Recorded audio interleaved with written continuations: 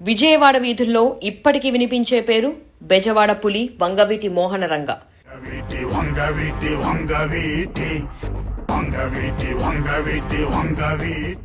రంగ అంటే ఒక కులం కాదు, ఒక మతం కాదు, అదొక వణుకు.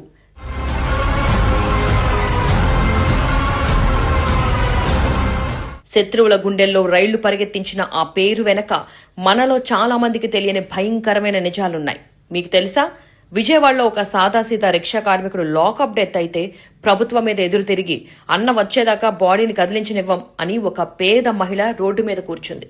ఆ ధైర్యం వెనుక ఉన్న పేరు రంగా. ఆయన పవర్ పోలీస్ స్టేషన్ల దాకా కాదు, పేదల గుండెల్లో ఉండేది. కోర్టులు పోలీసులతో పని లేకుండా అర్ధరాత్రి తన ఇంటి మెట్ల మీద కూర్చుని వేల మందికి న్యాయం చేసిన ఏకైక నాయకుడు రంగా.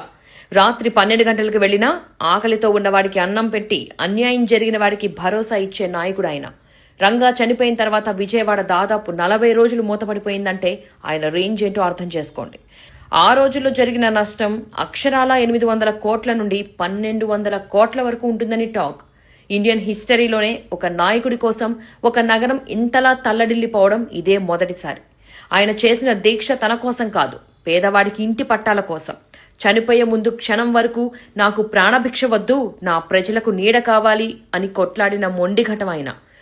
రంగా ప్రాణం తీయొచ్చు, కానీ విజయవాడ గాల్లో ఉన్న ఆయన ప్రభావాన్ని ఎవ్వరూ తీయలేరు.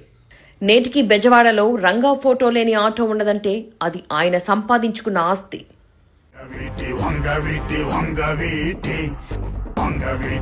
వంగవీటి